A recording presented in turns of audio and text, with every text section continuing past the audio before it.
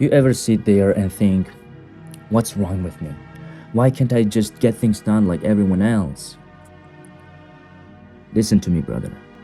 You're not lazy. You're just surrounded by distractions. Everything around you is designed to pull you away from your purpose, to keep you comfortable, addicted, numb, distracted. It's not your energy that's broken. It's your environment. Your attention is not gone. It's been hijacked. So take it back. Delete the app, set the timer, log in, do whatever it takes. Protect your peace, protect your life. You're not lazy, man. You're capable of way more once you stop letting the noise run your life. Kill distractions, reclaim your focus, and rewrite your story. I believe in you. You can do that.